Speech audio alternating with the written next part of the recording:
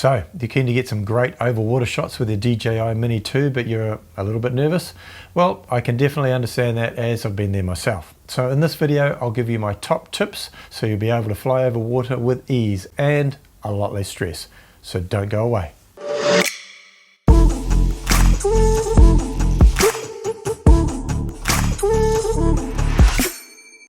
Hey guys, and welcome back to the channel where we review tech related to making YouTube videos and other gear tips and tricks videos just like this one. So if you're liking this content, be sure to hit that subscribe button and the bell so you don't miss out on any new videos. People get very nervous about flying their drone over water, and rightly so, I guess. After all, if it drops or if something goes wrong, then splat. Or in this case, splash goes your $1,000 toy. But actually, whether it goes splash into the water or splat into the ground, the risk is pretty similar. You should still take the same precautions each time. So in this video, I'll give you my top 10 tips. These are the things that I do every time to make sure that my drone always comes back. So let's get into it. First of all, check the weather conditions. In particular, the wind. And even more importantly, if there is wind, what direction it's coming from. That's because for the outward leg of your flight, if there is wind, you want to be flying into it. The reason being, if you're flying into the wind out, you're going to be flying with the wind or with the wind behind you on the way back, and that is crucial. Lots of people have made the mistake that they think they've got plenty of battery to make it back. But if you're fighting the wind on your way back, and remember this is a super lightweight drone at less than 250 grams, and in those conditions that battery is going to drain really fast. And that could be the last you see of your drone. So if you've sussed that out and you're still going to fly, the next thing to do is see if you need to calibrate the compass before you take off. The advice from DJI is to do this if you're flying the drone further than 6 miles away from your last flight location, if the drone hasn't been flown for a month, or if the DJI Fly app is persistently showing compass interference warnings. It's actually a pretty simple process, and to do it you access the option through the control menu of the DJI Fly app. You just follow the instructions and it takes less than a minute to complete. The app asks you to rotate the drone in various ways, and the whole thing doesn't take long, but it is very well worth doing.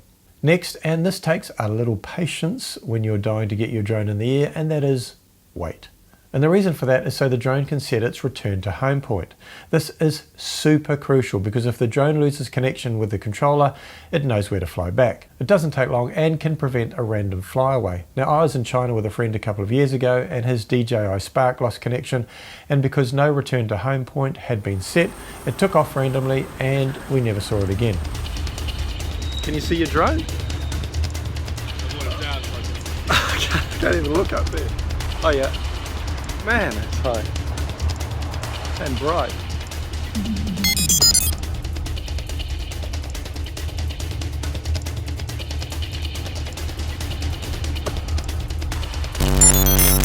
I'll put a link to that video in the description below. Now, the return to home point can be set manually, but it's best to let the drone connect with a number of GPS satellites before takeoff and just let it do it itself. It literally takes a couple of minutes and you'll see a message appear in the app when it's completed and hear the familiar "The home point has been updated. Please check it on the map." Next, use sports mode to reduce your time over water. So if you don't need to be, for example, you're not specifically filming over the water, but have to fly over it to get where you need to go, like over a river or something like that, then use sports mode to travel faster over that portion of your journey and minimize your time over the water. My next tip is to not go too low if you don't have to. Now, I've seen some circumstances where if you're sitting above the water and you do pull down on the lever, then the drone may go into landing mode. So the trick is, if you do have to go low over water or you're doing so on purpose to get some cool shots, then keep the drone moving. Along, not down, preferably. If you do have to stop for any reason, try not to be stationary for very long, and if anything, increase your height to reduce the risk. My next tip kind of goes hand in hand with the last one, and that is if you're flying over water for the purposes of getting footage, then utilize the zoom function built into the Mini 2. That way you can fly at a much safer height and use the zoom to make it look like you're a lot closer than you actually are. When you're in video mode, you can zoom up to 2 times in 4K and 2.7K resolutions and up to 4 times zoom in 1080p. The other thing you can do to control the zoom is hold down on the zoom icon on screen, then a slider appears and that allows you to zoom in and out with more control, which is a pretty cool feature. Now it can still be a little tricky to control the zoom on screen, so another even cooler way to do this is to hold down the function button on the controller and use your index finger to operate the gimbal wheel on the left. This actually overrides the gimbal and controls the zoom of the camera instead. Now bear in mind that this is digital zoom, not optical zoom. So you do lose some resolution when you do this, but that's heaps better than losing your drone, right?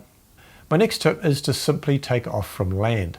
Not only does this allow you to set the return to home point before you take off, but if you take off from a moving object on the water, like a kayak for example, first of all your return to home point will be somewhere behind you in the water if the drone needs to come back, and second of all it's actually quite hard landing a drone on a moving object, like a kayak.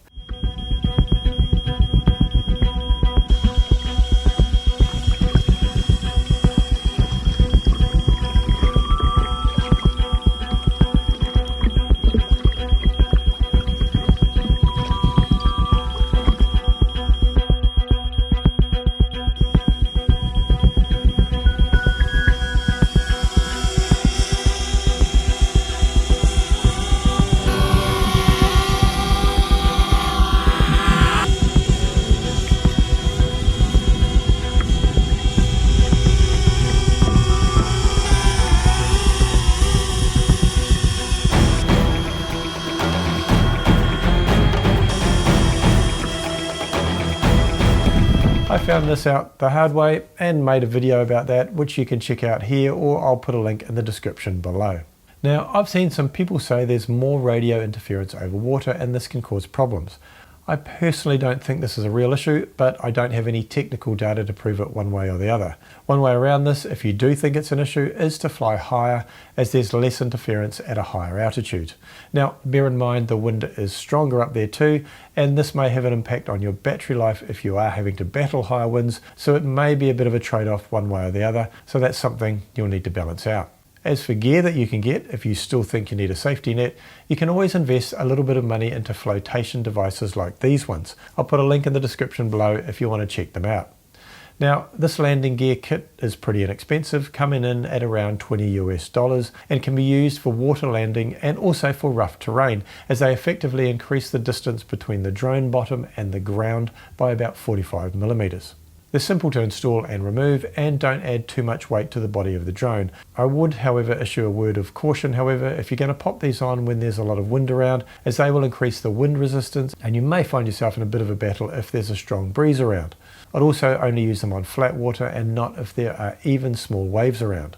However, they may give you a little bit more insurance and a bit more peace of mind, and if your drone goes down because it runs out of battery or something like that, at least it won't sink. I'll put a link in the description below if you're interested in checking them out. Now, speaking of peace of mind, my last tip relates to mindset. In my view, this is kind of like playing golf when you're teeing off over a water hazard. Yes, you do have to take some precautions. In golf, you might aim in such a way as to take as much of the water hazard out of play as much as possible, but another way is to not even acknowledge that there's water there. Tee off like it's a flat piece of land, and you'd be amazed at the difference that mindset makes. It's kind of the same with this. Yes, take precautions and don't be reckless, but don't worry too much about it either. I reckon I've flown over water as many times as I've flown over land, and almost all of my accidents come from being overconfident and taking the drone closer to objects than I should have, as opposed to the water itself being an issue. Usually it's pilot error. So take care, yes, but don't be scared of it either. Now, I've managed to get some cracking action shots while flying over water and captured these ones recently at my daughter's school camp. It's fair to say I broke a few of my own rules, but I got some cool shots and the drone survived to fly another day. I've made a video about how to do this and it's a lot easier than you think. If you're interested in checking that out, click on the link on screen now and I'll see you over there. Thanks guys.